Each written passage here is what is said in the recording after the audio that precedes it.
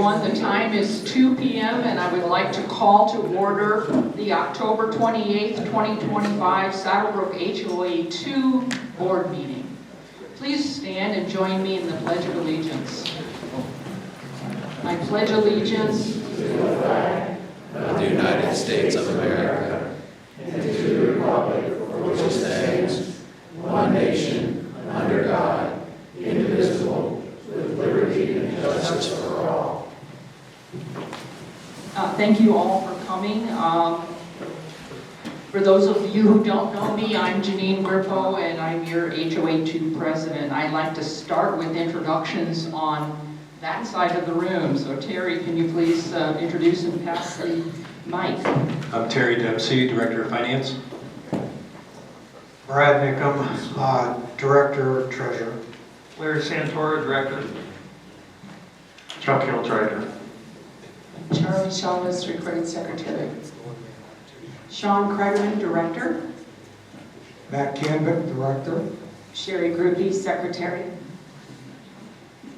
And then Darren Shaw, Chief Operating Officer.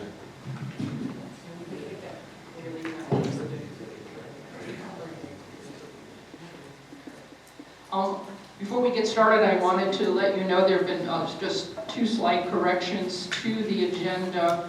One of the items that was noticed to be on the agenda was the change to tennis, the tennis club rules.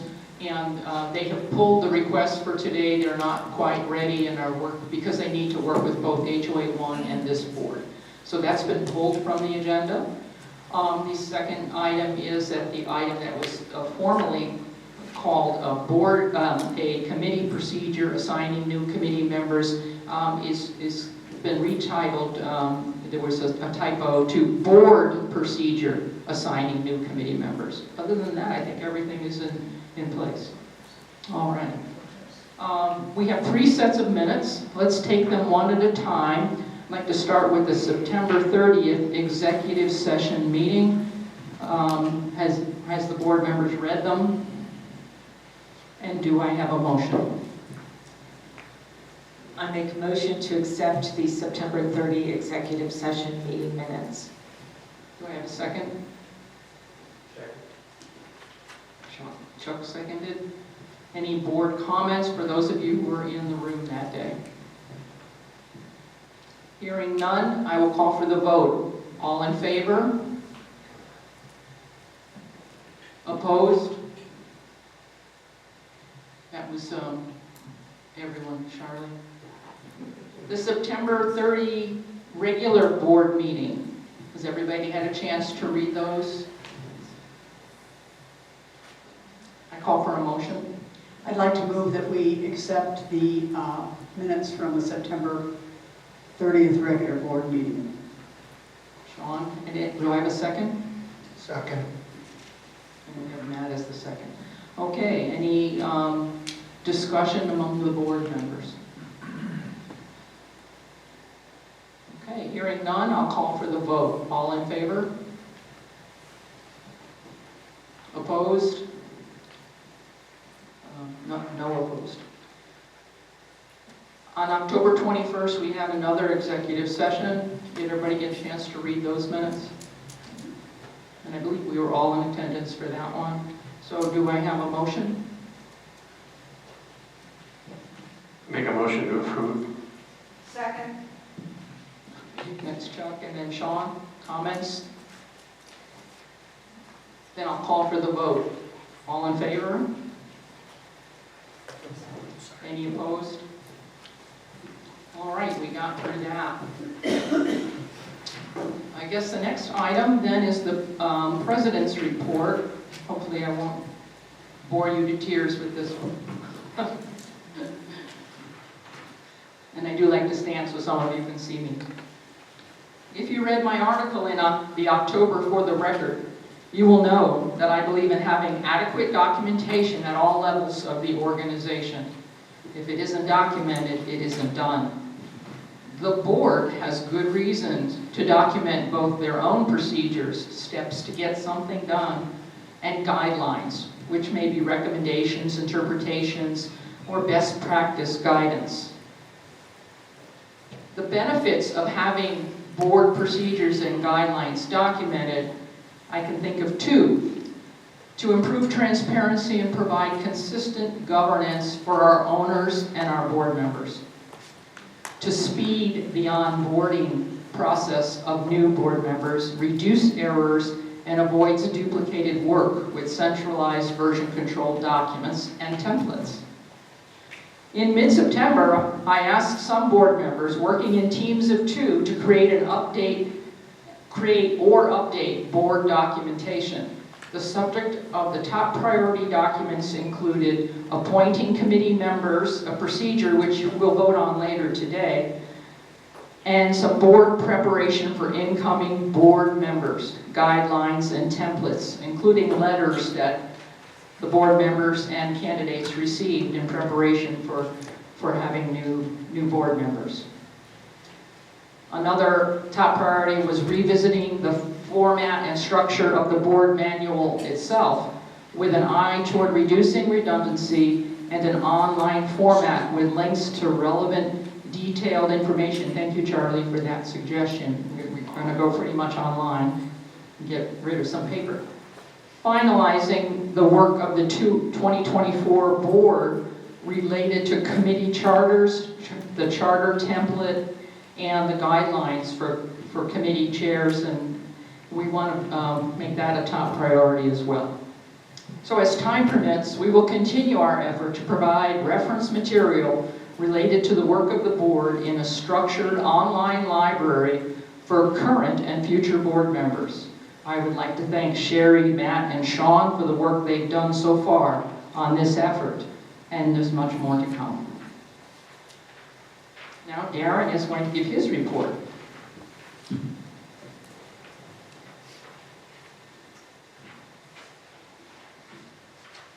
Okay, so quite a bit going on. I tried to just highlight some of the important things that might be of interest to everyone. Camp Level 5 work continues, and the goats have been moved to Unit 14.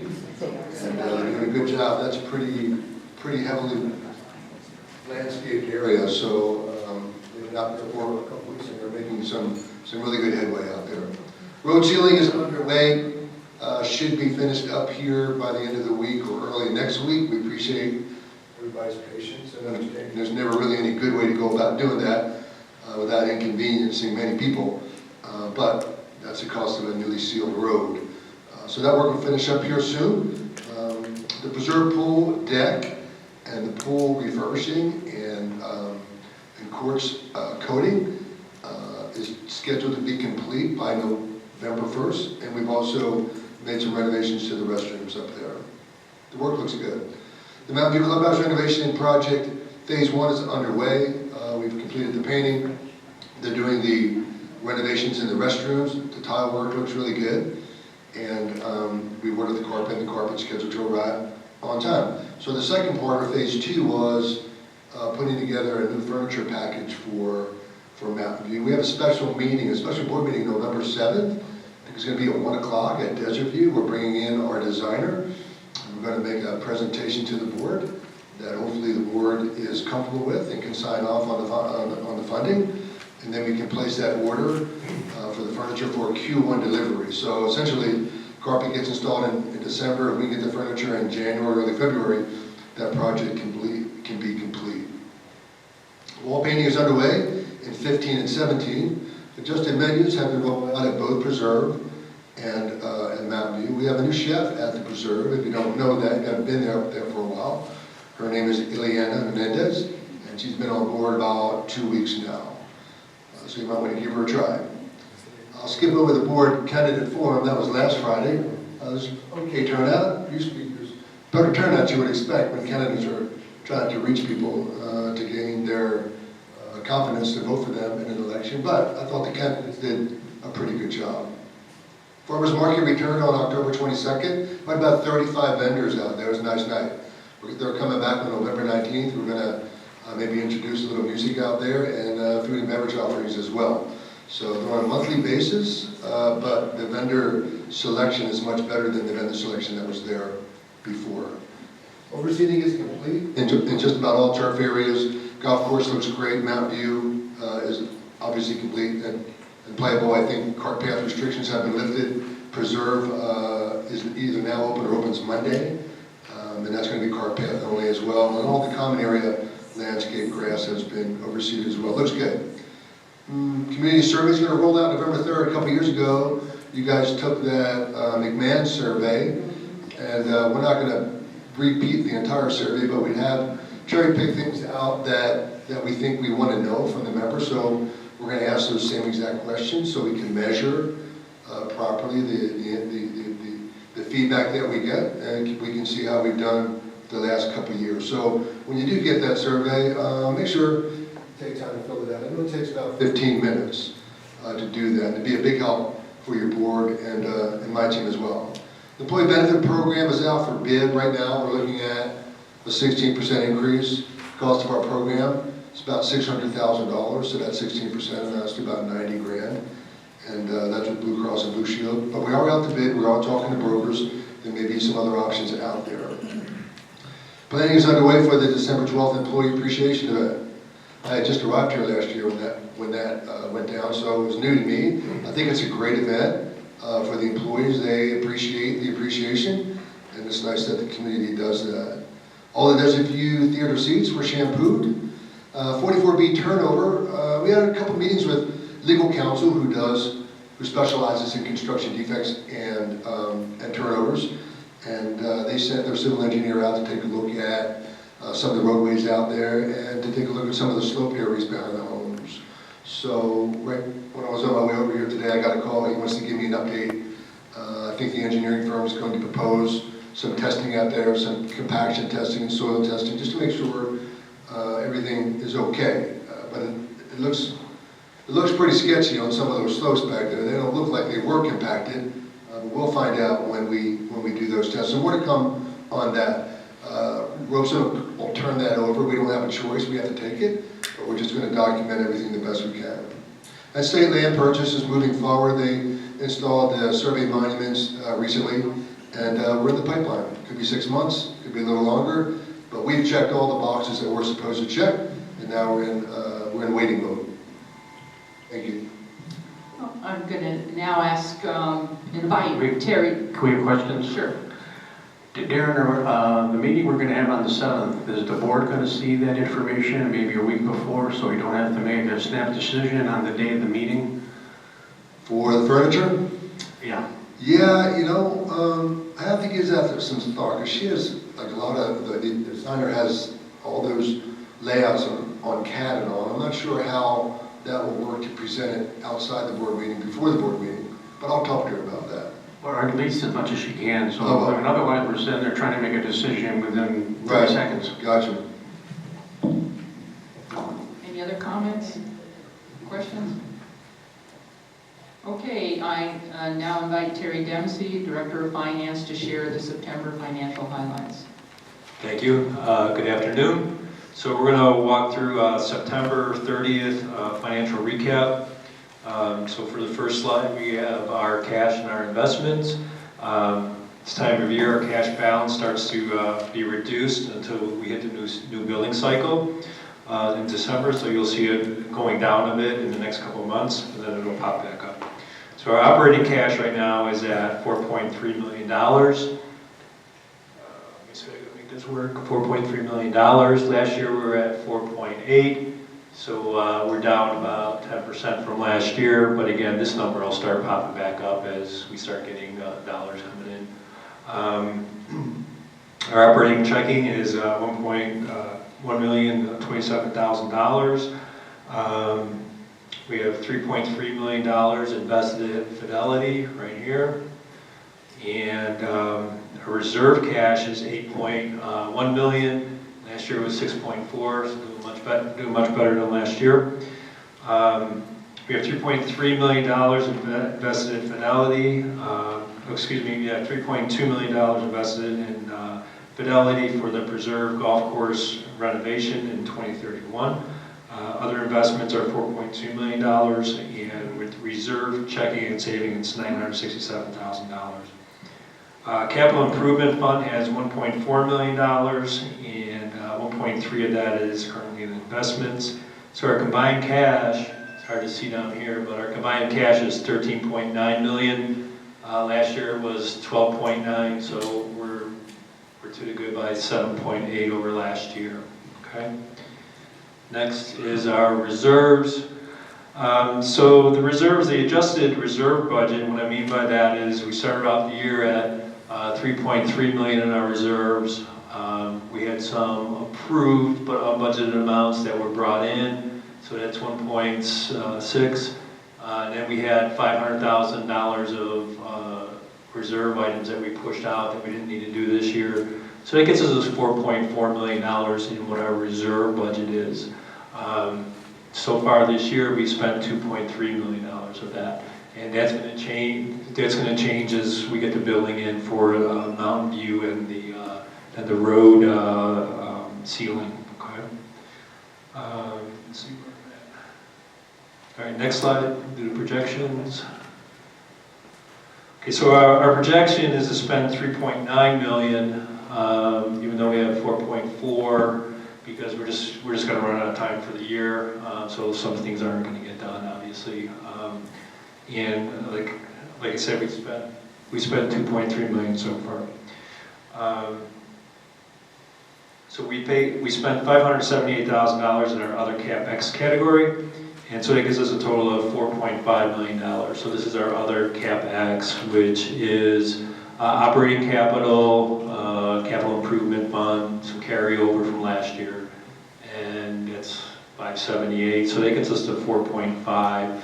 So we've only spent about 64% of that right now, but we plan on seeing that increase because of the when the building comes in. Okay, next slide. Yeah, thanks. Okay, so looking at our reforecast against our projection for 2025. These are all the sources of revenue that we have. Revenue from dues and other are slightly better than reforecast by 23,000. It's this. So I'm looking at these two columns basically. This is our original budget. We reforecasted in July, so we kind of go off that. Okay. Revenue from amenities projected to be below reforecast by 200,000, which is this number. So this is our amenity revenues. Primarily, food and golf are took a hit in September, didn't do that well, but $203,000 under. F&B and golf did not perform as reforecasted. In addition, Golf Mountain View was shut down for overseed, but that would have been built into the reforecast. But they do make this up by controlling their expenses. Next slide. On that previous slide, be sure to understand that when you see that year-to-date $8 million number or whatever it was, that does not include 30% of our gross annual dues, nor does it include SIF, right? So when we report operating income, the only revenue we're really showing is 70% of our annual dues. Okay? Thanks, Brad. Okay, on expenses, we are, let's see. Okay, so as I was saying, we made up the revenue shortfall by controlling expenses. Our operating expenses are better than reforecast by $171,000. So we had $16.2 million is our projection in expenses, and we have projected 16.4, so we're making it up here. Our net income is 705,000 projected against 716, which is what we reforecasted. So we're just short by that by about 11,000.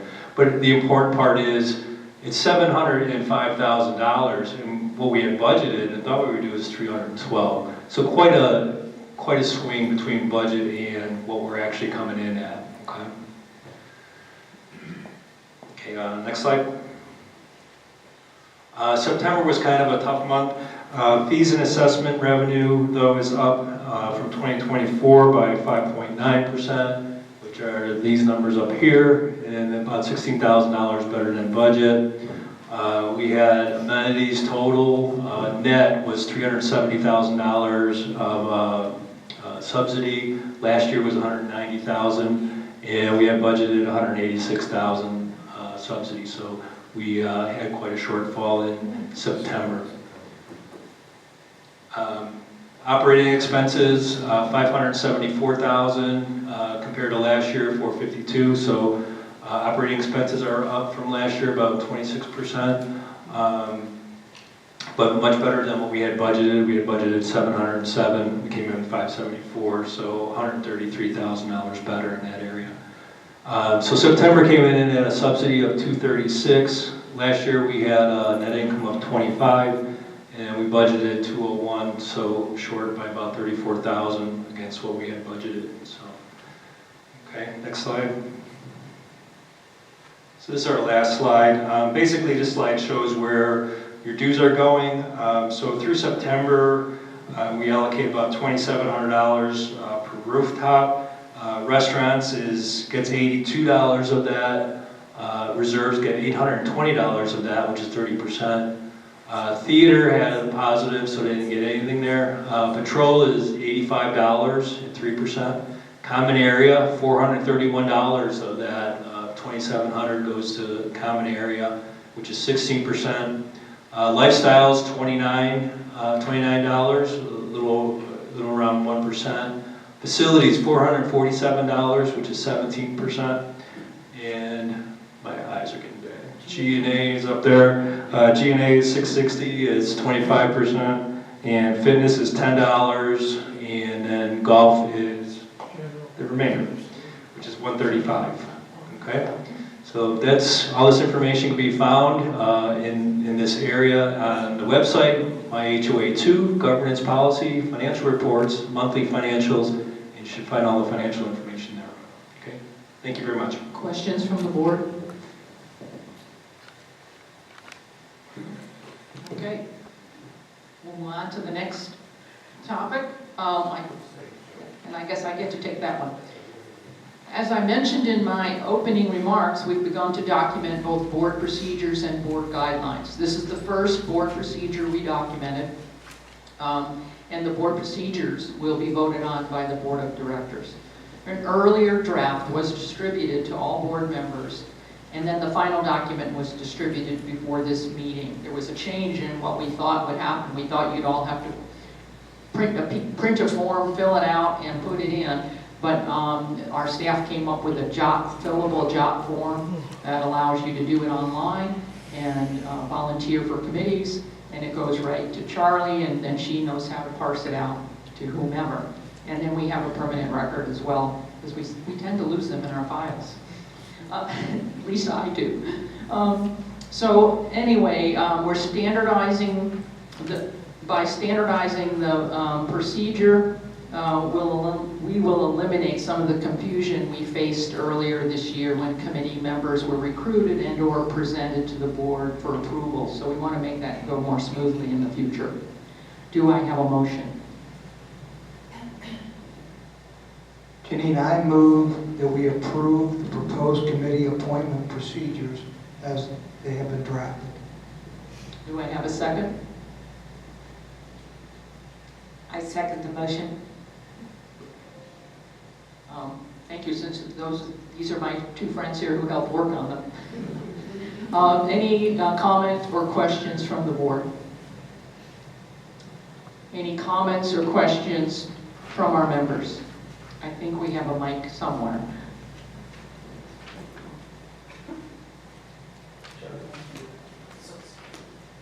So my first question is, it says established regarding the annual appointment of volunteers. And then the second part there says committee terms. So are you saying you're going to reappoint volunteers to committees every year versus having a 2 or 3 year term on a committee?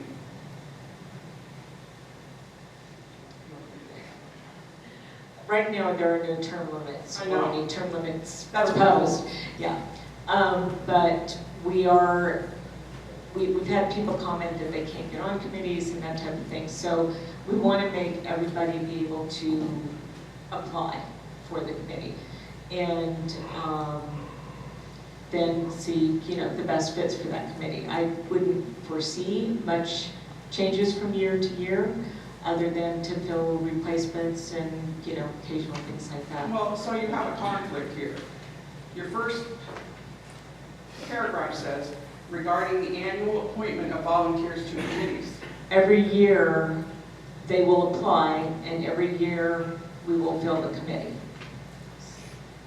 But the people who are already on the committee will also be applying, filling out a volunteer form. So are you going to have rotating terms? Okay, yeah. So let me see if I can take this on. Every committee will have a one-year term. A Okay. person can stay on the committee longer than one term. There will be a board liaison, and there's a chairperson for every committee. They will work with who's currently on the committee and who wants to stay, and they will address the vacancies through advertising to bring in a pool of candidates. But it will be the chairperson and the board liaison working this process every year. I know you won't believe this, but not everybody that gets on a committee contributes to the committee's work. So there's a process that's being put in here to validate contribution. Yes. And so if you don't contribute, you might get asked not to be on the committee the next year. And so one-year term is pretty short. Why was that without rotating? It's just a process. We're on a journey here. We've gone from no process to a process. You could have had 2-year terms or 3-year terms. The idea is to get this thing moving and evaluate it and judge it going forward. Okay. It's to put stability in the governance. And who's going to pick these committee members? The committees themselves or the board? It's going to be a partnership between the chairperson, the board liaison working together to bring a slate to the board for approval. So a new committee person will interview, if you will, with that whole committee, right? Or members, certain members of the committee, to see if they fit. That's what I'm worried about. Yes. The liaison, yeah, Chairperson and liaison, you get to control the process. Okay. for the annual, and it is a one-year term, but that doesn't prevent potentially people serving multiple terms. It's just the term is 1 year, but you might serve 3 of them.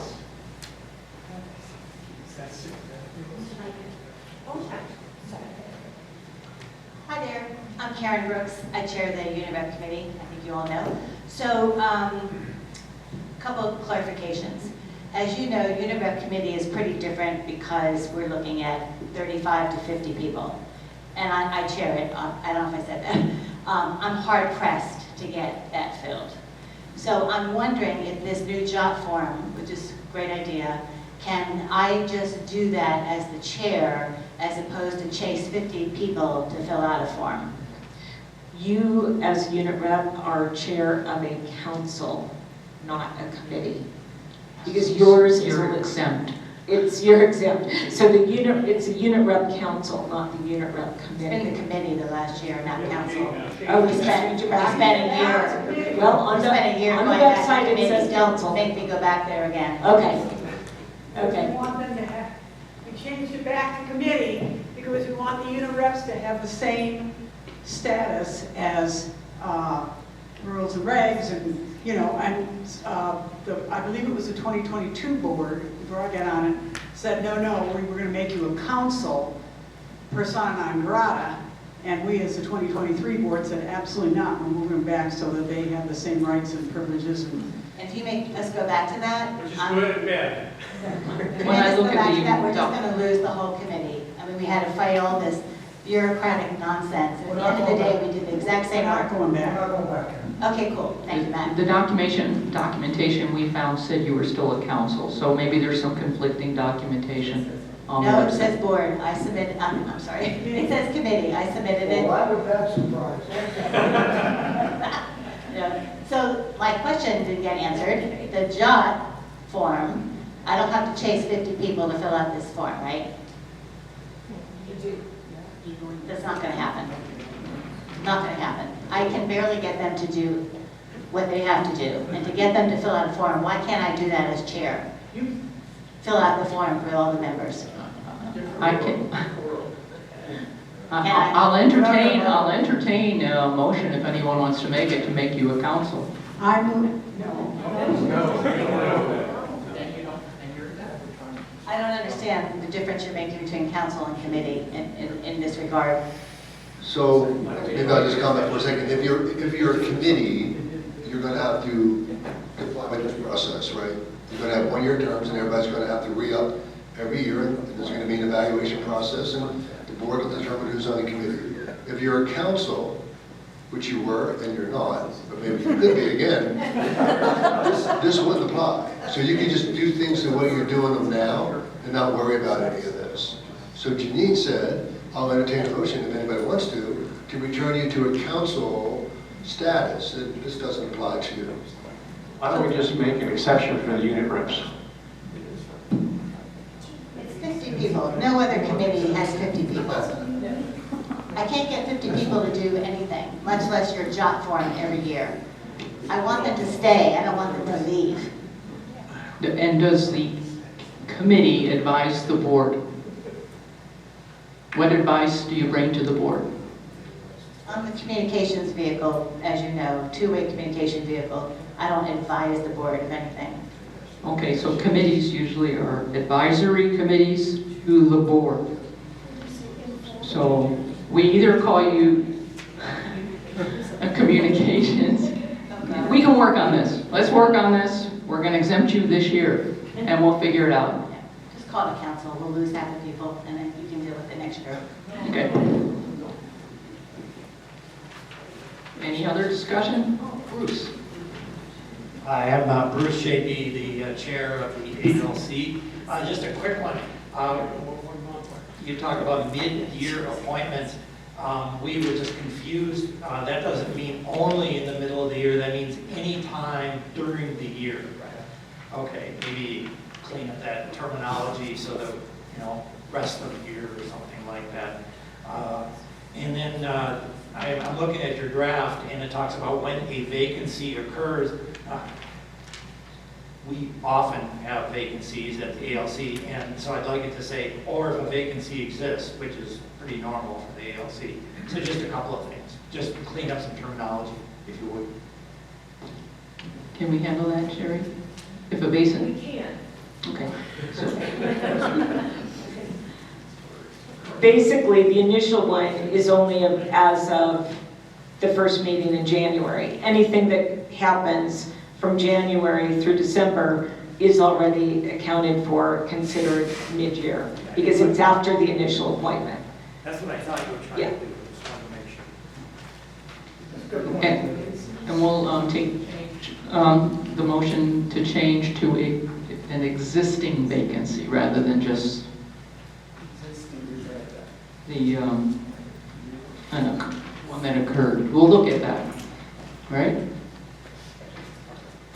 You think it's covered? Okay, any other discussion? Hearing none, I'll call for the vote. All in favor with the fact that we're going to look at the word existing? And we're exempting the unit.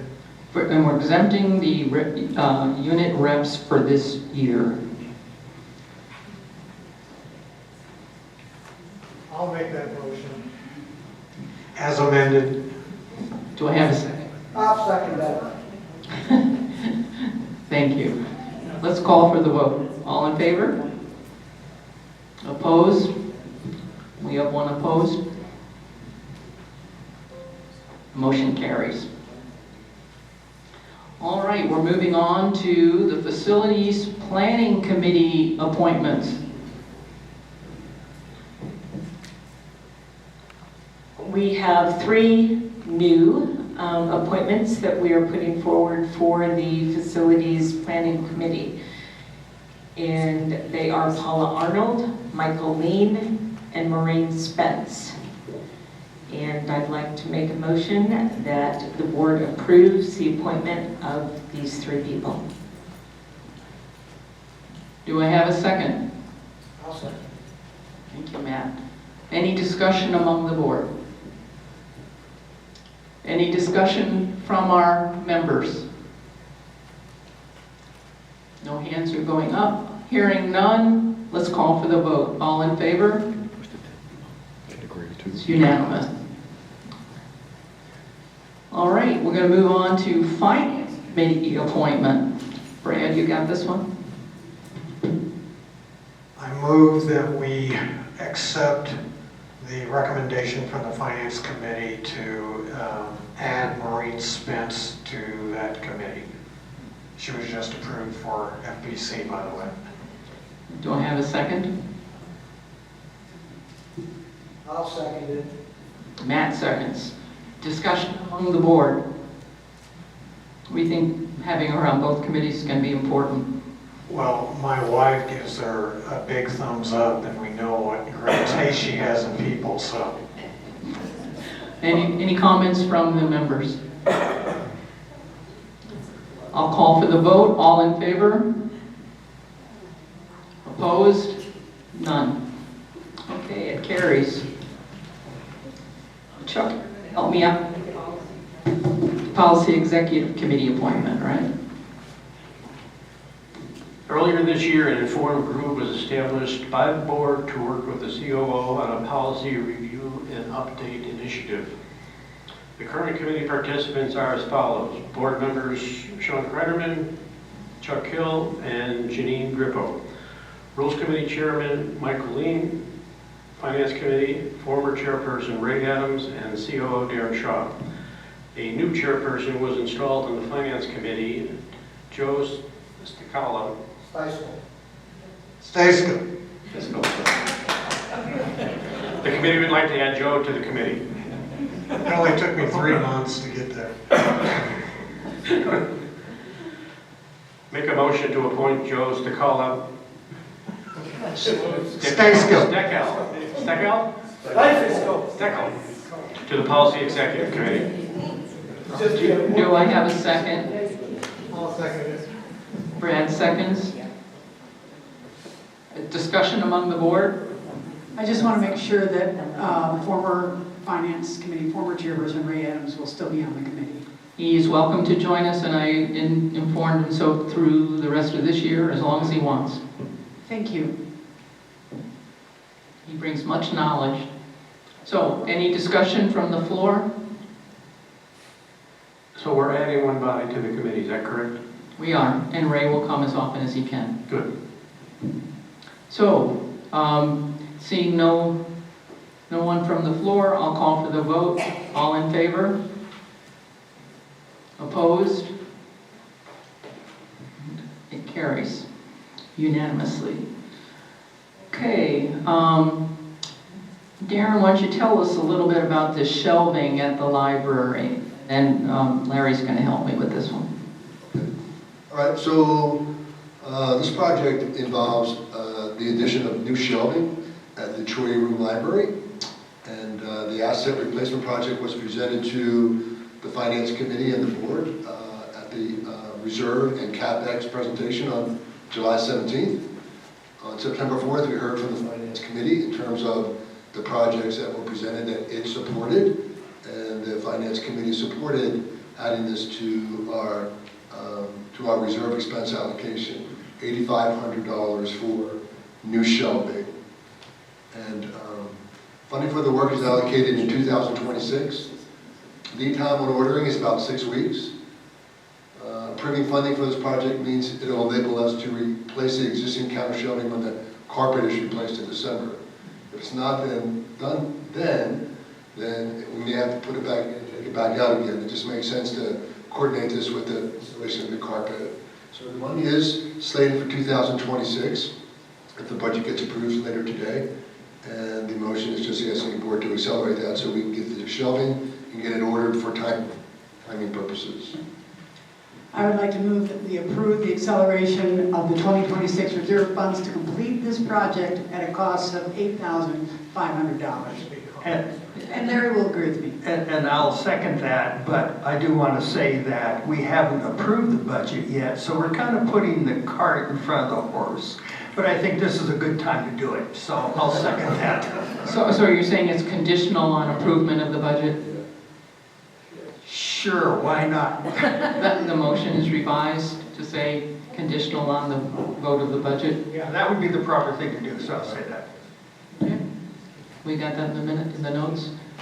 Okay, we have a first, we have a second, and a revised motion. Any comment from the board?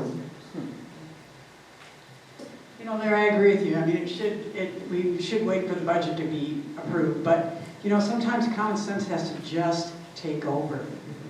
And to move those shelves, move all those books, move all those shelves twice is silly. That's why we did a conditional on the approval of the Okay. budget. Any comments from our members?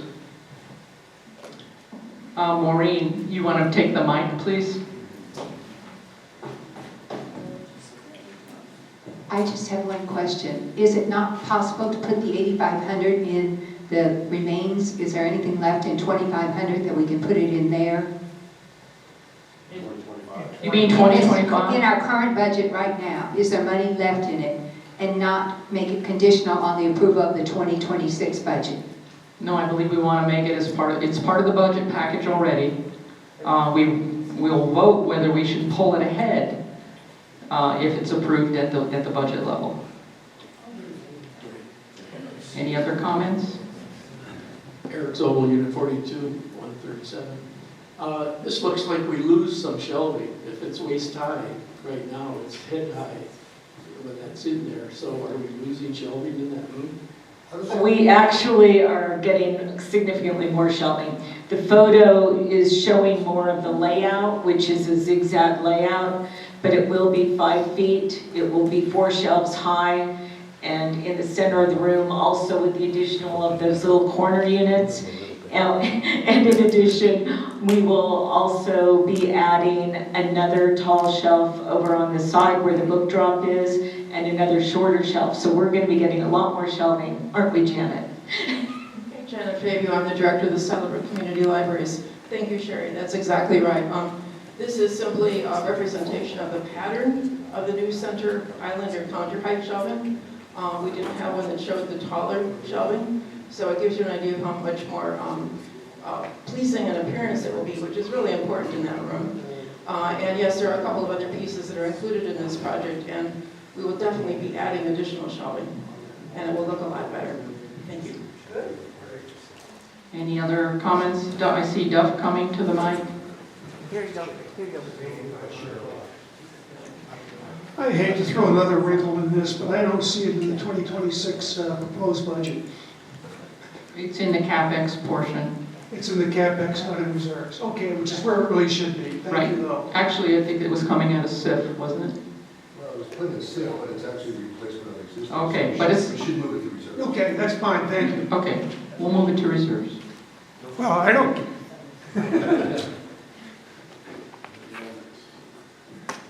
Any other comments? I'm going to call for the vote. All in favor? Any opposed? It passes unanimously. All right.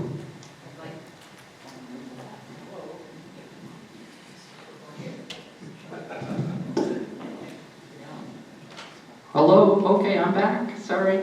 I'd now like to welcome Bruce up to go over a presentation on the proposed revisions to the ALC guidelines, which will go to a conditional vote. Thank you. Just want to preface this by saying, annually we look at the whole document, we clean things up, we change things.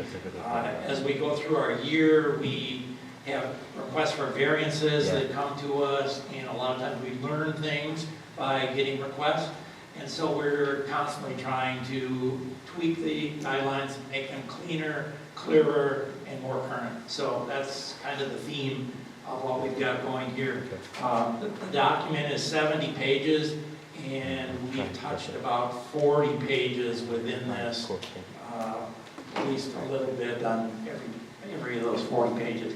Anyway, to get through it, we've got some key items here. First off, we worked with the sub-HOAs in Units 35 and 50 to come up with what's called a focal point idea instead of a focal tree for every house. And we also, because their lots are so small, we said one focal tree or focal point per 2 front doors. So anyway, they were very happy with this change, and we think it makes sense. Trees just keep growing. Unit 44B, we heard Darren mention 44B a little earlier. There are some unique challenges to 44B in that there are retaining walls along the boundary lines that should say common walls and party walls. There are actually walls between units that are retaining walls. This provides some really special challenges. We worked closely with Darren's staff to come up with a plan that puts the liability basically on the homeowners who want to do the work and off of the HOA. Go ahead, next. Number 3, we're trying to get more modern. We've got some new gate ideas that we're accepting. We don't want to get stuck with the same old over and over. So that's what that's about. We've clarified the fixtures for lights after 10. We got a big effort this year with lights after 10. We wanted to clarify that in the document. Mentioned security lighting. Want to make sure that that is on just for a temporary period of time and it's not activated by traffic. And then we did add a subsection about tall antennas. Turns out there are, HOA 1 had a really nice section about tall antennas, and we said, why not us too? So we used that as a model for ours. Next. Just FYI, we're volunteers. We don't do rush. So don't come to the ALC and say, I need it tomorrow. Just going to say no. And there's no amount of dollars that makes that happen. We did work on a rework of the idea of our violations. And there's this idea called informational notices, which is a notice that we usually send by email that would be, there would be no timeline, there would be no threat of a fine, just informational saying, hey, there's a problem here, we'd like you to fix it. And this goes for what we call non-permanent actions or temporary changes, things like weeds, things like keeping your lights on after 10, trash in the yard, that kind of thing. Things that are not attached to the lot per se. And then you get into the more significant approaches to violations, the courtesy notice and the notice of violation. So we just wanted to have a tiered approach, and that's all explained in this new guideline. So to wrap this up, we plan to ask for, put this out for a 21-day comment period. And once we receive those comments, we will incorporate any suggestions, and we hope to come back here to the board by November 20th, or the November meeting, not November 20th, by the November meeting, in order to make a formal presentation of all the final changes. Any questions of anyone? My own vice chair. Kathy Nardine, the vice chair. I just wanted to, this says incorporate suggestions from homeowners' comments. We will review the suggestions and incorporate as we feel necessary. Yeah, and what we did earlier this year is we got some comments that were not germane to changes we were making, and we put them on the list, and we've actually, addressed some of them in this version. So we look at all those changes or all those ideas, but we do sometimes just put it on a list and say we'll get to it next year. Paula Arnold, 4480 Lot 19. When you say several slides back, gate design, what gate are you talking about? The entrance to Saddlebrook or in courtyards? Yeah, we're talking about gates that are in return walls. So if you see, an individual lot, there is a return wall from the side that's closing in, and then there's a gate to the backyard. And those are the gates we're talking about. They're visible to the street, and so a lot of people like them to, be nice, and we want them to be modern. Paula, for your information, the ALC deals with residential properties, but not the common area. So it wouldn't be the gates or this common area. Yeah, and also like the courtyard gate. So it's, what faces the street that people put in their yards. Thank you. Okay. Do I have a motion? I move that the proposed LC guidelines be accepted and be put out to the residents or a 21-day comment period. And then we'll bring it back to the November meeting. We would, like Kathy said, we'll take what people give us and Bruce, and if it can fit in, fine. But we're not going to say we're going to accept everybody's suggestion, because some are kind of out there.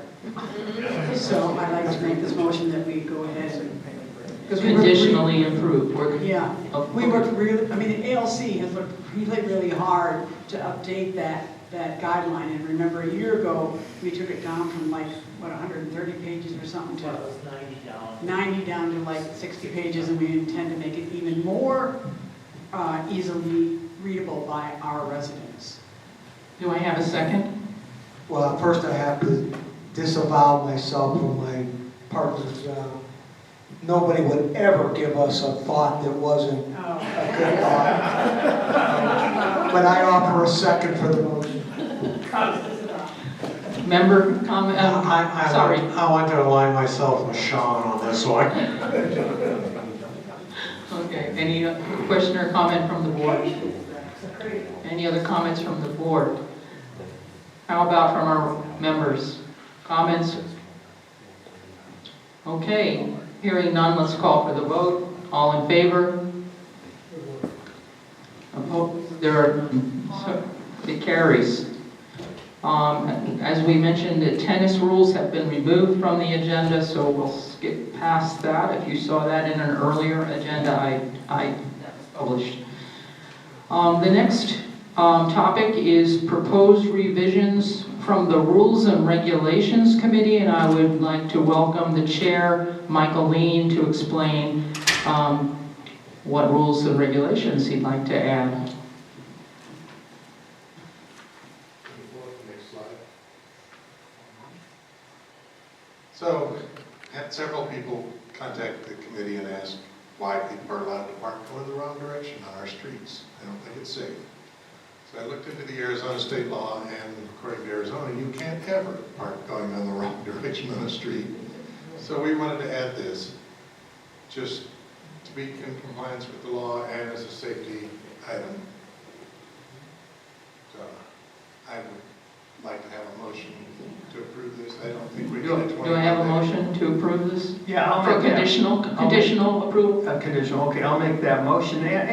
What should come up here is that any time that we are trying to be in line with state law, it should be an automatic. I don't see why it needs to go out for comment, because what are people going to say about this? We don't want to follow state law, but I'll make this motion conditional. Do we have a second? I'll second the motion. Okay, discussion. I know that I've been asked this question before about why would we move this to 21-day comment, and I responded that whenever you're going to make changes in rules or regulations that could, in fact, need to change behavior of our members, and/or violations may result in a fine or a warning or some such thing, that it would be prudent to go ahead and send it out for a comment period. Most states have laws. Arizona does not have a law that says we have to send it out for comment. However, the CAI, the Community Association Institute, and my other research indicates it is best practice across the nation to do so. Would you achieve the same results by sending a notice out telling them that we're changing the rules? We wouldn't be giving them the comment time, which is a best practice in the industry. And we want to practice best practices. Any other comments? So I just had a question. You have there, except as otherwise provided in this section. Why is that there as a qualifier? Because there's more stuff that, for other parking conditions after this. We're just adding this one line. Okay. Okay. But there's other things that say you can't park in front of a mailbox or fire hydrant. There's other stuff that comes after this. Okay.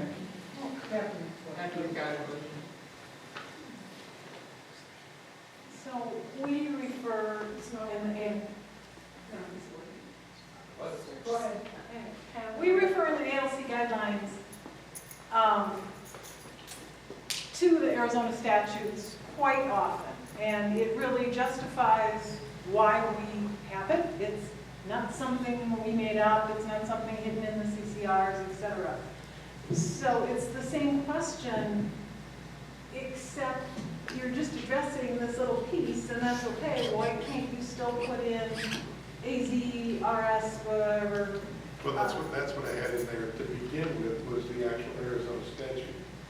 The committee and several of the residents didn't like it that way. They said it was written by a lawyer, it's too hard to understand.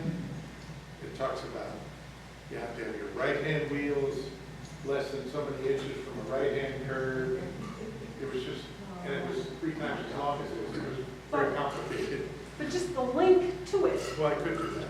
then you're just saying we got this from here. It doesn't have to be verbatim. Kathy, this would probably be part of the 21-day comment period. Okay, you can make your suggestions. I just want to know, if the board, any of the board members are concerned with a conditional vote to send it to the 21-day comment, which I'm sure you and Michael can spend some time discussing. Any other board members in concerns? All right. I'm going to call for the vote to conditionally approve this and send it to the members for a 21-day comment. All in favor? Opposed? We have one opposed. The motion carries. I think we have another page. We do. So there was an incident in HOA 1, but it's still pedestrians and bicycles that didn't get along walking in the strip along the edge of the road.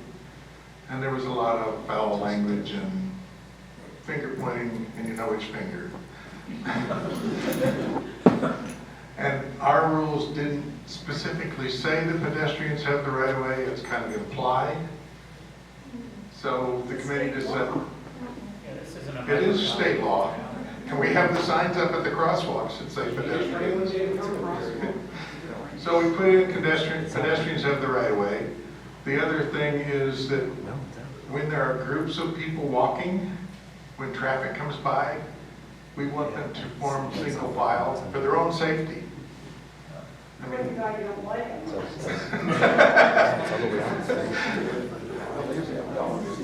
you hear that? We don't want to walk with Sean. Throw you over there.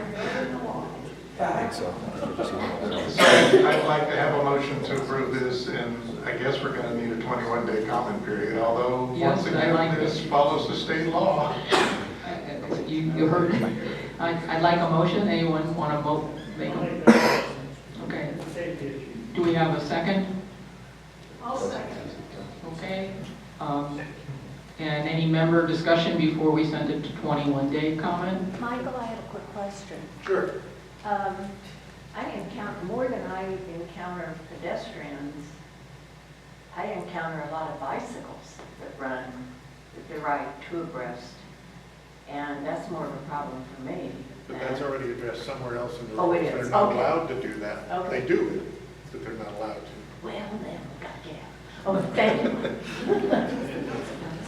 Okay, we have a first, we have a second. And Lisa You has say a it out question? loud, but what's the consequence? Like, you say you can't ride two bikes sideways and They can get a ticket, $50. If patrol sees. If so patrol has can- to- so patrol has to patrol see has it. to monitor that. They are monitoring it. Can you say something to patrol, or how does one in? We've already talked to patrol about bicycles because we have a problem with bicycles not stopping at stop signs. That was my other question, because Yeah. those are also Arizona law. Right. Okay. There are 7 states that allow bicycles to not stop at stop signs, Yeah, but that's not one of Arizona them. is not one of them. Correct. Okay. We have someone over here with a question or concern? Does this mean that you're going to monitor and enforce people that are walking on the wrong side of the street in line with Arizona statutes, Arizona laws? It's also in our rules. Well, it's not enforced. I can't control what the patrol does. The board can. The board can, but I can't. The patrol can't be everywhere. Bob DeFreitas, Unit 49, Oh. 52. Question about, are dog walkers addressed elsewhere in the rules? Because part of this issue of taking up the space on the side of a road, if there are pedestrians walking with a dog, does a dog have to walk in single file too? We have not addressed that, but if you have a dog and you want your dog to walk out in the street. I have other dogs with people walking two abreast plus a dog on the leash. It's a pretty wide berth. It is, and that's why we've asked pedestrians, and a pedestrian with a dog would still be a pedestrian. Right, that's true. So, Okay, sounds like more 21-day comment stuff coming in. I just want to ask a question because I think I'm breaking some law here myself. all right. So it's against the law to walk against traffic so you can see what's going on? You're supposed to walk against traffic. Okay, thank It's you. the law to walk with traffic. Very good, thank you. The theory is that if you see a car coming at you. Yeah, I then get it, out of the I get it. way. I just wanted to make sure. So I think we need to increase the budget for patrol and add some more people to watch the dogs and people and bicycles. The big problem that I see, and it's from personal observation, it's your bike clubs, because it's social and they like to ride beside each other. So most of this, not just this little part of it, but most of all the pedestrian things, the parking thing, it's all about safety. We just want to keep people safe. Okay, thank you, Michael, for your efforts here. And we have a first, we have a second, and I'm going to call for the vote. All in favor of sending this to a 21-day review? Opposed? We have one opposed. Motion carries. Our next topic is the proposed new policy. I think you heard that there was a policy executive committee because we just added Joe to it. And so they had a little hiatus over the summer, including some one time at Desert Days, but now we're back in the full swing. And I would like to go ahead and have Chuck take that one for me.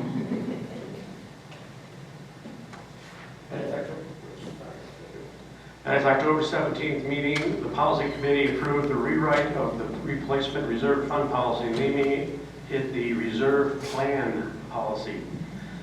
The board can conditionally approve the proposed policy revisions. The proposed policy revisions will then be posted at the 21-day member comment period. The matter can be formally considered at the November 20th board meeting. The COO will develop the related procedures. I make a motion to conditionally approve the proposed reserve plan policy and post for the 21-day member comment period. Thank you, Chuck. Do I have a second? Matt seconds. Any discussion among the board? Yeah, I'm just studying this for the first time. I think it's close, but, and rather than nitpick here, the 21-day period, I will support that. But there's going to be some language changes to it. For example, when it talks about setting the percentage of dues that goes automatically to reserves, it kind of implies that that is going to fund the reserves.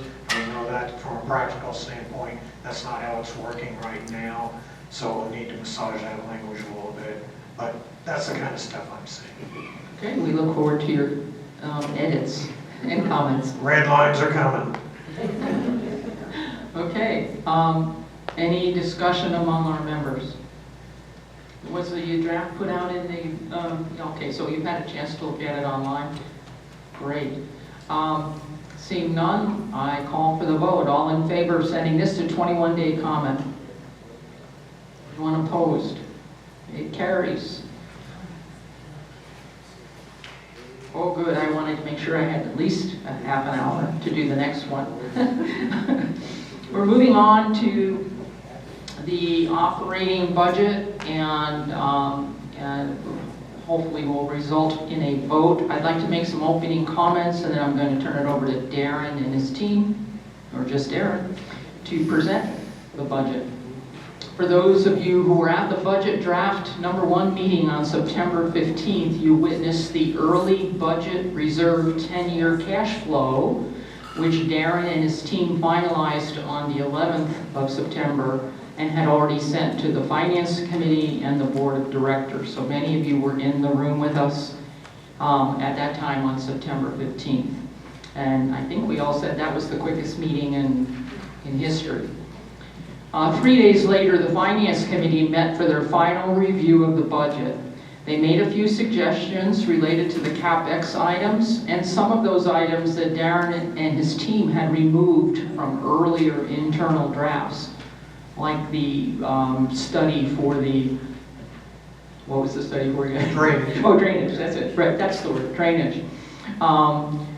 And Darren and his team accepted the advice of the Finance Committee and on these points and produced the draft #2 budget. Both Brad and I reviewed the second draft with Darren and Terry before it was distributed to the Board of Directors and the Finance Committee.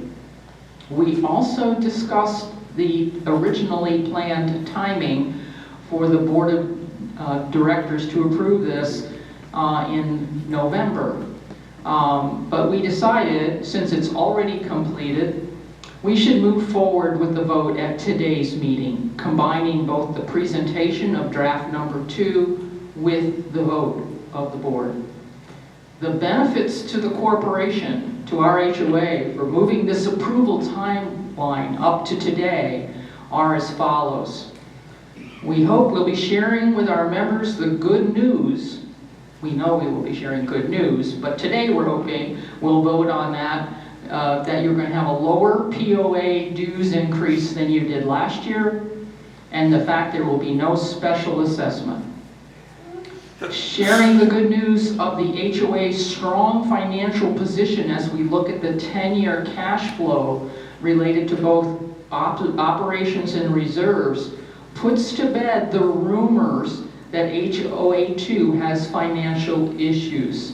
I heard it just 2 days ago at the HOA1 pool ladies locker room, where they told me, oh, your HOA's in trouble financially and you have debt.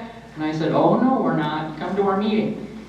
And realtors need to hear this loud and clear. So when we're selling houses starting tomorrow, hopefully, nobody's saying buy an HOA1 because HOA2 is financially unstable. You're going to hear today that we are not. So sharing that news today is important. And the third benefit to the corporation, this allows Darren and his staff to begin the planning of our 2026 projects so they can hit the ground running in January. And would also allow them to pull that library shelf up into this year, as we just conditionally agreed. I hope that you would agree that when the budget is ready, there's no need to wait until November to share the good news. Just because we've always done it in November doesn't mean we have to in the future. Janine, can I underscore one of your points, please? Please. HOA1 came out with their budget for 2026, October 1st. They put their numbers together a little bit differently than ours, but if you look at their budget for all revenue net results from amenities minus all expenses. Their net income before depreciation is around $2.1, $2.2 million. Sounds pretty good, right? When Darren presents a lot of these numbers, and when Terry presents a lot of numbers, we break things up into fund accounting, and it kind of masks the good news. You'll see that the budget for the operating income this year, the operating fund, is going to be about $750,000 net income. But that's not the apples to apples comparison. If you look at our total revenue from all sources, minus all expenses, our net income for next year before depreciation is $5.8 million. 5.8 million versus a measly 2 million. They also say over there that their average 10-year funding requirements for reserve maintenance is about $3.3 million. It's three something, between 3.3 and 3.4. They're only generating 2 million. We have overcapacity to meet the needs for reserves. They are running at a deficit over $1 million. That's the truth. Get out the word. I asked everybody at our last board meeting after sharing some of this stuff. Get out the word. Dispel the myth. Don't build on the myth, as some in this room I know have. Thank you. So Darren will now present the draft 2 and describe the changes since draft number 1. Okay, we're going to jump right in. You know, there's been a lot of involvement from the Finance Committee, from Brad and Janine on the board and the board as a whole, as well as the entire management and director team. We spent, I don't know, probably a couple hundred hours working on this budget, and there's been quite a few iterations of it, but I think the budget we're going to present today checks all the boxes, and we're going to go ahead and do that. And when we're done with the presentation, if you have any questions, we'd love to answer them for you. So the board gave us some direction and said, look, we don't want anything more than a 2% increase in assessments. And then they gave us some other direction, which we met, but the important thing was the 2%. So we tried to work within those guidelines. So we did. The 2026 dues increase is 2% from $3,600 to $3,670 a year. Based on the average of 32, 39 homes in the community, closing 25 new homes in 26, those are new ones, including the average of homes. Assume 200 homes are resold, that's a good number, that's about what we're doing. The result is 11,000,008 into the operating, 3.566 into reserves. That's a 70-30 split. Operations has 823, income at the reserve allocation. We're increasing CIF fees from 1 to 1.5. 1 goes into reserves, the other 5 goes into the SIF. And then F&B subsidies to be 280. Golf subsidies estimated at 210. Wage increases targeted at 4% per department. That was one of the directives from the board. Minimum wage increase from 2% January 1st. Ops investments are at 4%, just operating. That income generated 126, and all funds interest generates $477,000. I was going to say next slide, please, but that's me. Okay, draft 1 reconciliation from 1 to 2. We had to deal with some things after we presented the first draft of the budget, and we'll probably have to deal with some things after this draft, but we'll figure out how to do that. Health insurance increase, $90,000. Blue Cross Blue Shield, that's what we're looking at right now, 16% increase.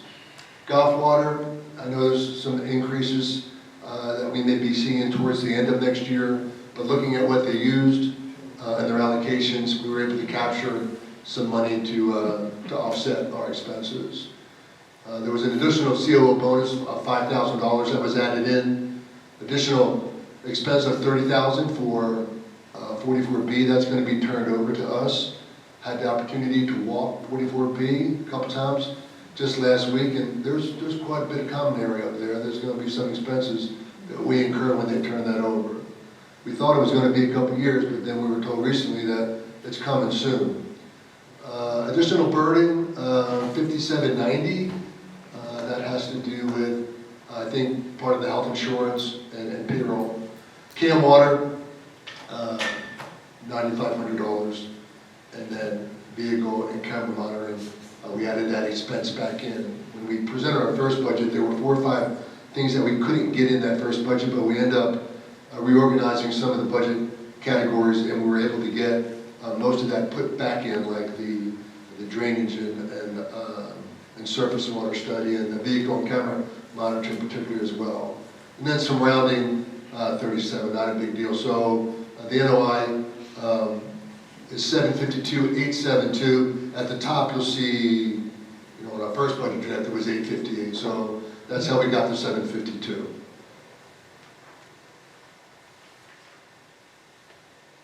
Proposed budget draft number 2, annual dues increase 2%. Community service fees, we just went over those numbers. You saw those on the prior slide. You'll see amenity profit loss. Those are our numbers. Our draft 1 budget numbers were 601. Went back to the table, had a few things that we had to add in. So we increased that number from 601 to 628. General and admin, administrative, 2.9. 4.2, we increased that about $20,000. Facilities, 1.965, we added 10. Common area maintenance, 1.937. We added the money for preserve. And then patrol came in pretty flat, but that's when we added in the camera monitoring that they use. So our operating expenses increased from 7.217 to 7.296. Income before depreciation, 858 on our draft 1, 752 on draft 2. We need a strong Q4, I'll tell you. Depreciation, 2.7, and you can see those numbers. 1.841, draft 1, 1.947, draft 2. Yeah, and I'd like to underscore again, this operating budget does not include in revenue all of our revenue. It essentially is 70% of our annual dues with some interest income and a little bit of extra miscellaneous. So again, numbers don't mean anything unless you have something to compare them to. And this is only one piece of our pie as opposed to how others report their numbers. We have an extra $4.5 million in revenue that gets allocated to SIP and or reserves. Correct. Next slide, please. Okay, got it. Okay, just another look. Community service fee, you can see from 24 to 26 how the assessment has changed, the percentage, the average number of homes. So 11.1 million versus 11.8 million from 24 to 26. Assessments and other income, you can see 7.9 in 24, now it's 8.67. Community service fee, 3.4 to 3.5. And this is just our first draft numbers. And then the community improvement fees, other 560, 648, and then you see that increase of the SIF there. This is what we presented in our first budget draft, 9.1.4. We came back with the same number.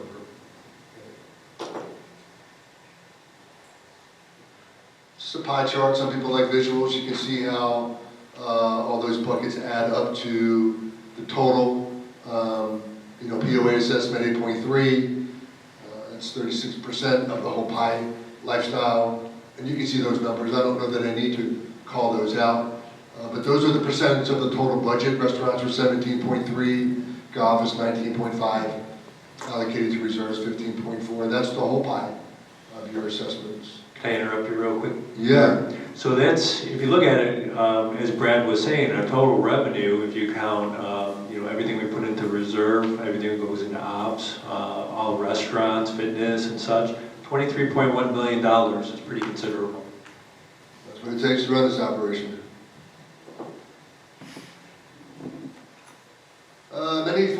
forecast, you can see on draft 2, we're looking at 280 for food and beverage, 210 for golf, 79.8 for theater. Fitness is gonna probably end up in the black. Lifestyle, 129. You can see these comparative numbers, 425, 380, 257, 251, 280. That 280 could be a little conservative. I hope we do better than that.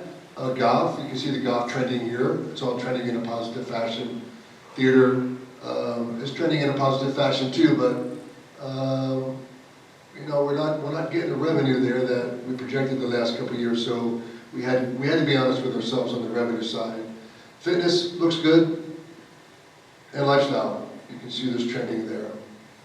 So 1.8% increase from our reforecast. I want to chime in again here.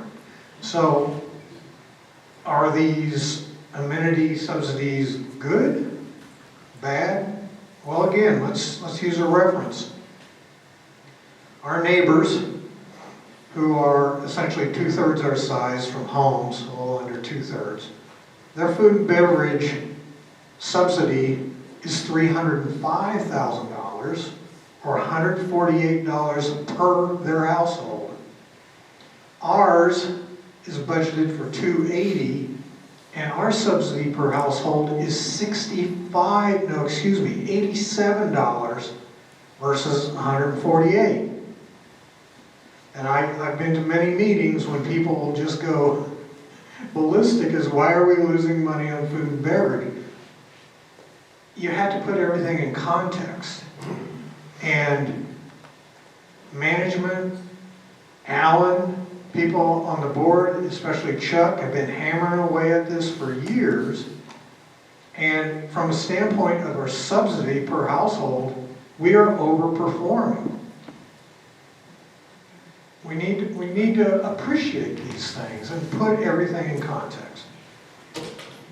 That's a good point. Food and beverage and golf, you know, those are $4 million or better operations operationally. That doesn't even account for the reserve contributions it takes to run those operations. So when you look at the money that they're being subsidized by in the whole scope of things, 280 on $4 or $5 million is really not that big of an amount. And we're always striving to do better, and we'll see if we can do better the next few years. But I think we're in good shape. Other department expenses that aren't amenities, you have general admin, facilities, common area, patrol. You can see the trending here. You know, 7.296. It's costing us almost $900,000 a year more to operate these departments here than it did in 2024. So you can see those numbers. Budget to draft 7.296. I think we went back after one. We made some adjustments, and I talked about those adjustments on an earlier slide, and this does not account for depreciation. But we were 1.1%. We were 1.1% off our reforecast, so we were pretty close. This is just another visual that shows you 24, 25, and 26 for the different departments, general and admin, facilities.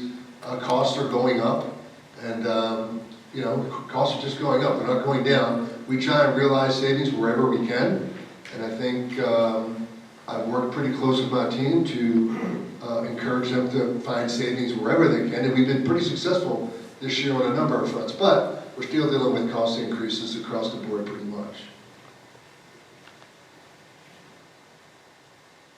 Wages, proposed wages and burden. So 6.8 in 2024. We were at 8 million in 2026 first draft. We increased that based on those prior adjustments to $8,040,000. So 0.4% change from our reforecast. Total burden is 1.644, taxes, insurance, all that. 6.1 change from our reforecast. So we're looking at our total payroll, our compensation 9.6.8, 1.3 off our reforecast. And there's that 16% health insurance increase. We have some irons in the fire. We might be able to do better than that, but right now we're at 16. Let's take a look at a couple of the amenities. 2026 combined golf courses ops increase combined rounds from 72 to 76.5. Increased combined green fee and membership revenue, 8.2 over 25 reforecast. We made some fee adjustments that were approved at the last board meeting. We're driving more social and couple events. I think that's part of their marketing plan. And they're going to be pushing stay and play packages. From a major expense standpoint, at Mountain View, COGS are $160,000. Cost of goods are they're probably right around 70 or 75. That's about what you're getting in a retail market now. It used to be 50%, but I don't see anybody getting that anymore. Truant fees are 67. This is just at Mountain View now. Marketing 25,000 and ice machine rental. People say, wow, 13,000 for the ice machine rental. Yeah, that's what it costs. We go to Preserve Golf Course. COGS are 86. Truant fees are 67. Marketing 25. Again, there's 50,000 for marketing for the combined operation. Equipment rental 17,400. The total compensation for combined golf is 2.3 million. Water rates increased beginning September 26th, not July as previously anticipated, so we made that adjustment. We subtracted 26 from golf costs water expense, and the burden increase from medical premium increase, we added 19,000 to the comp expense. So those were our final adjustments after draft one.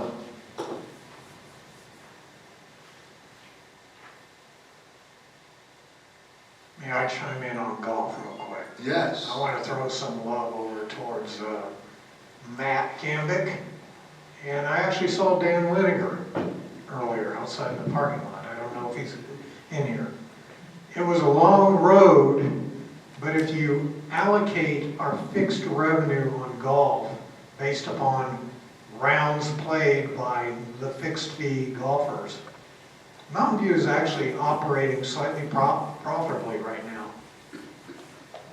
That investment, as much turmoil as it created, it's paying off.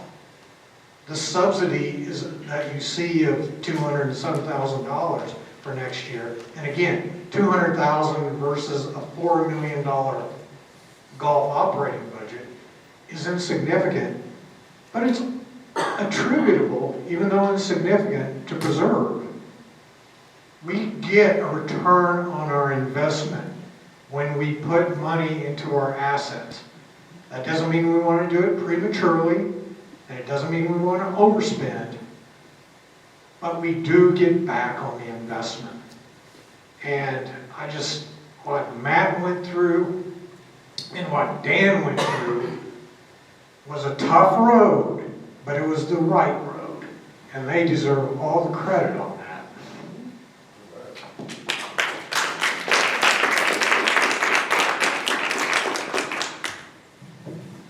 Okay, let's talk about some food and beverage.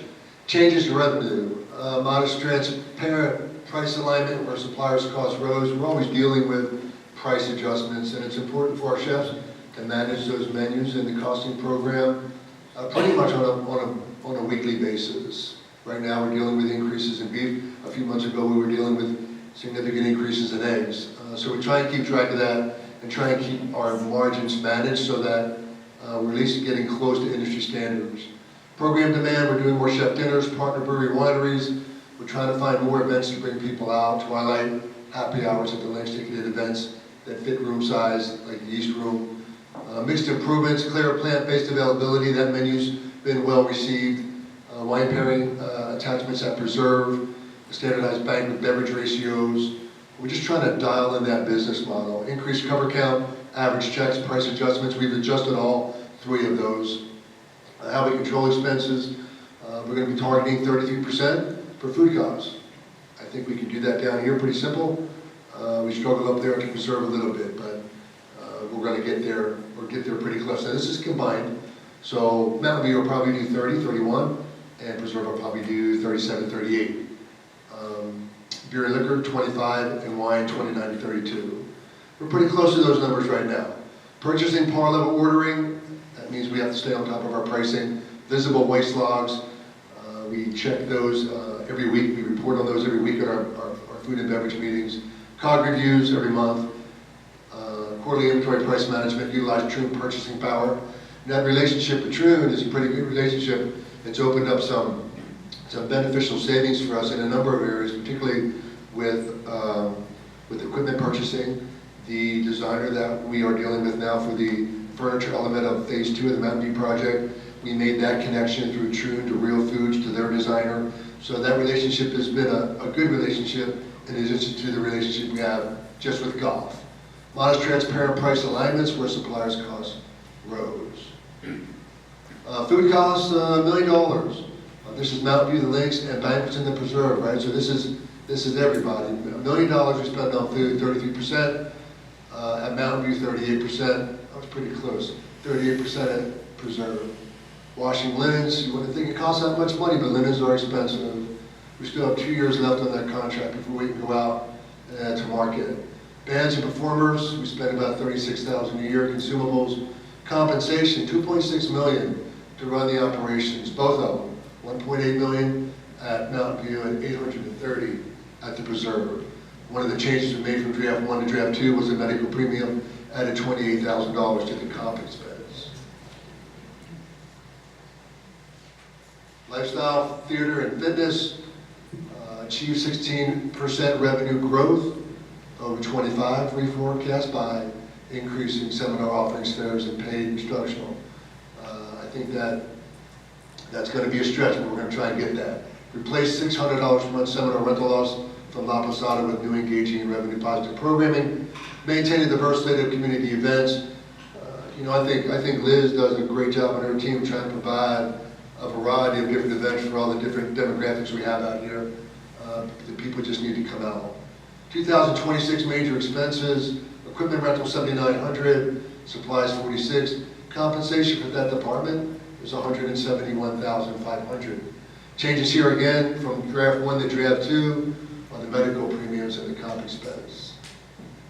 The theater achieves 11.8 revenue growth over 2025 reforecast.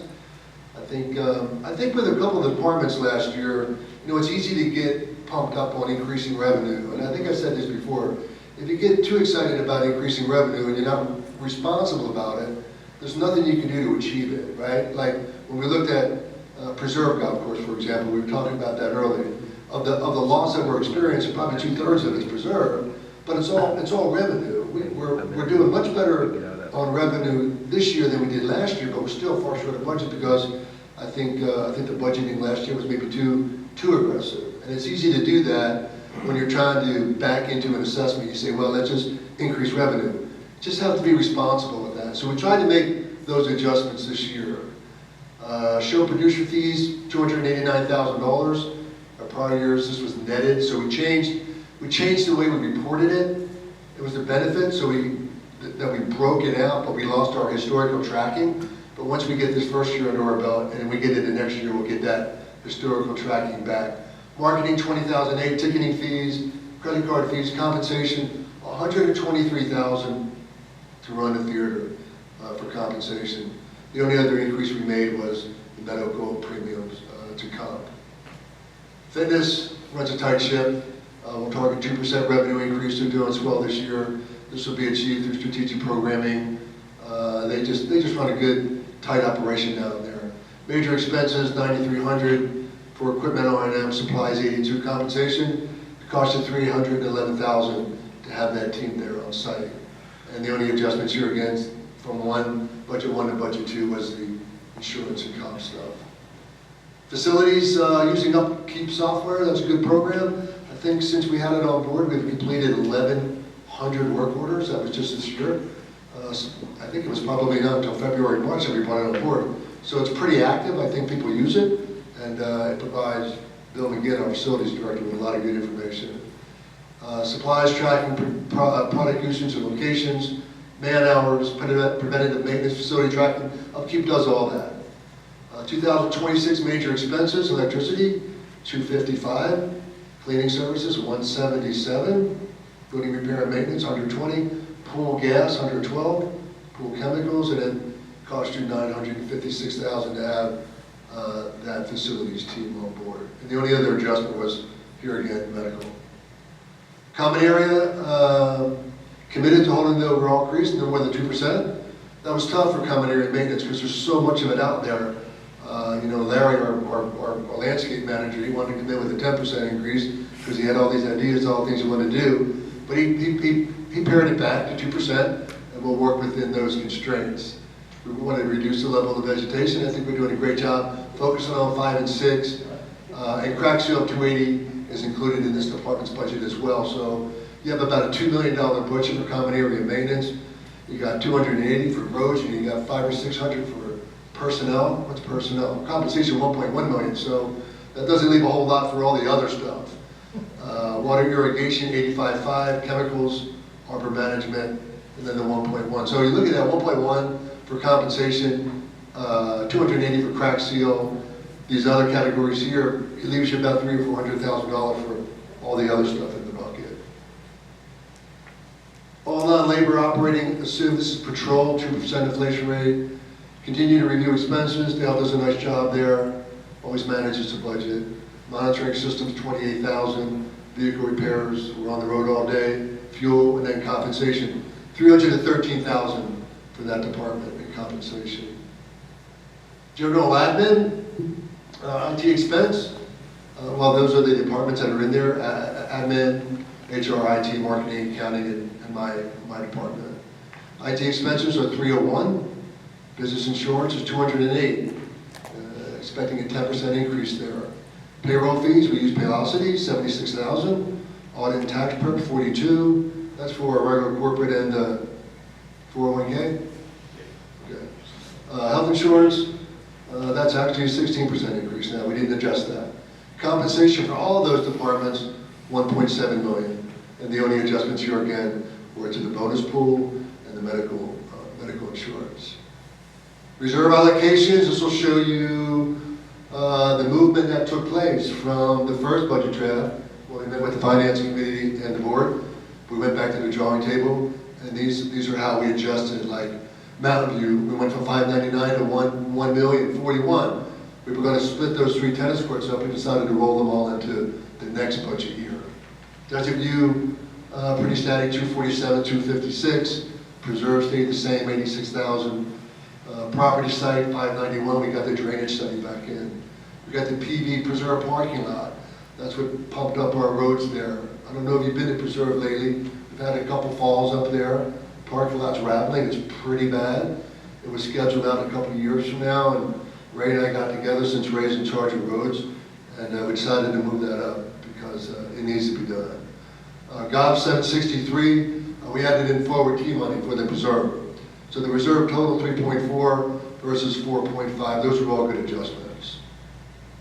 And we adjusted, and we added in all the recommendations from the finance committee. Reserve fund projections, 2% dues increase, 3% dues increase, 27 to 34. That's just part of the plan right now. CIF increase passes at 100. We allocate 50 of that, 50% to CIF. Operations generates over 500,000 cash annually. Allocate 500,000 to reserves and operation from number 3 to number 4 and 25 through 34. So this is going to be our goal, is to grab this 500 every year. That's going to help augment the funding in the reserves and keep our funding percentage at a reasonable and healthy level. Capital improvements, CIF. These are all approved by the finance committee as well. You can see the list. Library new shelving, outdoor permanent building, carpet cleaner, smart controller, gotta have that, mulcher for mini excavator, parking lot sweeper. These are all good things that we should have, and we appreciate the support being able to get them for the team. And then this talks about our 10-year cash flow, what it looks like now and where it looks like we're going. But I'm gonna let Terry take this over from here, give you the pointer. Brad might have some comments too, because Brad and Engineer were very helpful. We spent quite a few hours in the conference room just working on numbers. Okay, so sorry, this is a bit of an eye chart, so basically to walk through it, we looked at the 10-year forecast, what we need to get at for our reserves. So what we start with is basically 2025, we start with our operating fund revenue, which is 17 million. 2026, we're looking at $18 million. This is just for the operations. So operating expense then in 25 is 16 million. These are projected numbers. The total operating fund expense before depreciation would be 60,458,000. And that gets us to $705,000, which would be our net operating income. And then we're assuming we'll take $500,000 of that amount and move it down into this section, which I'll get to in a second. But this is what our reserve fund is, okay? So then we have a couple extra expenses that are in here, expenditures that are in here. So that gives us cash from our operating fund at $64,000. All right, so now let's go down to the reserve section. We're starting off our reserves at $6.9 million. We're getting contributions of $3.4 million, which is coming from the dues, okay? So this 3.4 plus the 17 is 20-something million dollars, right? So that's actually what we're bringing in. Now, we're gonna add $500,000 from this 500, which we took out of operations. And then we're going to have income from CIF, which had increased just recently on a vote to 1.5 times our annual dues, right? So we're going to keep one times of that is going to stay in reserve, and then the other 0.5 is going to go to our CIF. I don't have that shown here though. And then we're going to have some interest income of 246. So that gives me a reserve fund available of 11,838,000. Now what are we going to do with that? We're going to spend, what we had projected was $3.3 million. Then we had some carryover of 270. And then we brought in some stuff from the future of 1.6 million, which we kind of talked about a little bit earlier. And then we pushed some stuff to the future, which is $505,000. So that gives me, so out of this 11,838,000, I'm going to spend $4.7 million this year in expenditures. So that gives me $7 million in the reserve balance at the end of the year. Now you just basically run that forward and you do the same thing for 2026. So basically 26, at the end of 26, we'll spend $4.5 million in reserves. That gives us $7.6 million, and that goes forward and so on. So as the years progress, we get up to $10,552,000 at 2029. If you can click the next slide, please. So that $10,552,000 on reserves rolls forward. And the important year is 2031, which is the year that we're anticipating doing the preserve golf course. So this is showing that after we do the preserve golf course, inclusive of the preserve golf course, it'll be $13 million in expenditures that year. But we will end up at $3.4 million after we've done the golf course. So the reason why we're having such good luck with that is because we are able to take the money that we're making up here in the operations section. We're taking $500,000 a year and putting it down into our reserve section. So that really helped us bulk up our reserve amount up to $16.5 million going into spending money for the preserve golf course. Okay. And then after that, we keep putting $500,000 in. As long as we're doing well with our operations, we can continue to put $500,000 into our reserves, which builds up our reserves for future needs. And that kind of wraps that up. Okay. So I'd like to make something clear. Like the reserves, Terry used the word spending a couple times. Just because we have that money doesn't mean we automatically spend it. We have those allocations because it's part of a bigger plan. And we don't approach the reserves like, hey, we have that money, we're going to spend it. We approach those reserves like, we got money allocated, and if we need to do it, we'll do it. If we need to find a better way to do it, we'll do that too. And if we need to push it, we'll push it or pull it forward. But it doesn't mean we automatically spend it. And every year in the reserves, there's going to be money, there's going to be situations that force us to pull money forward, and there's going to be situations, meaning that we don't get things done, where we push stuff out. So it's a living fund, but when you talk about the health of the fund, it's in pretty good shape right now. to underscore, Darren and his team put hundreds and hundreds of hours of creating a new reserve study. And that's where the annual reserve expenditures come from on that sheet.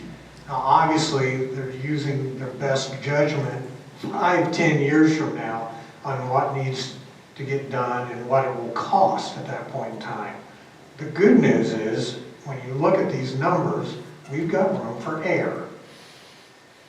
Does that look like we've got a financial crisis? No. Okay, we're going to be just fine.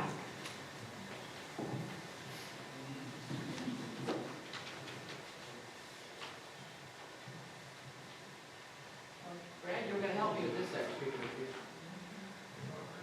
After all that, I would love to move that the board accept, adopt, approve the 2026 operating budget, reserve plan, and everything else that you've just seen.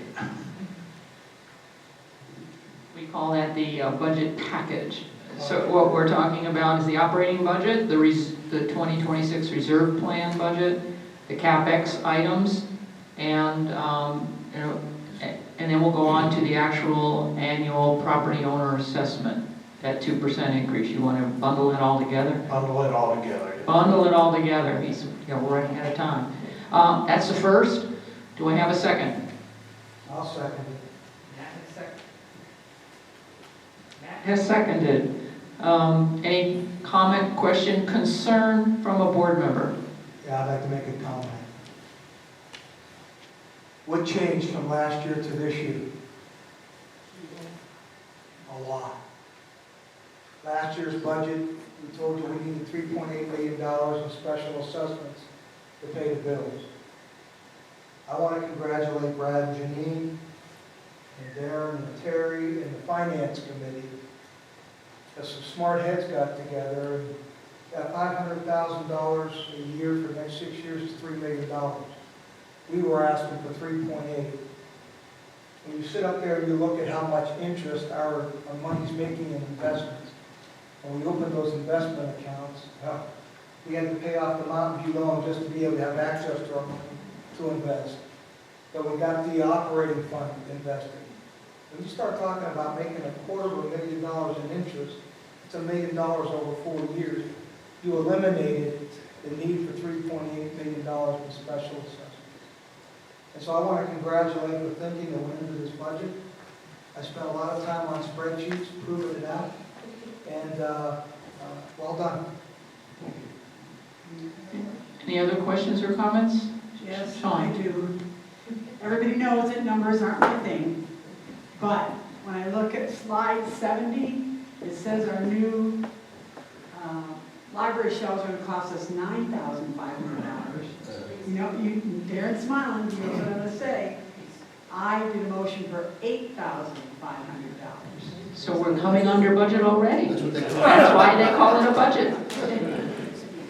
Is there a reason why? I don't know. We're padding the budget. I don't know. I mean, I was really surprised that I caught that, quite honestly. Yeah. So, I just wondered. There is a reason. Okay. Just a comment. When this was priced, they were at the 8,500. However, the price isn't guaranteed. And so with the tariffs and the unknowns, wanted to make sure there was enough in the budget in case that price went over and they didn't have to go back and ask for more money. So hopefully it will be the original amount with any luck at all, and we're above budget. A little bit. Chuck, did you? By the way, Darren represented this entire budget to the community. Never had that experience before. This is my 3rd year on the board. We've not had that kind of leadership at the staff level before. Darren, thank you.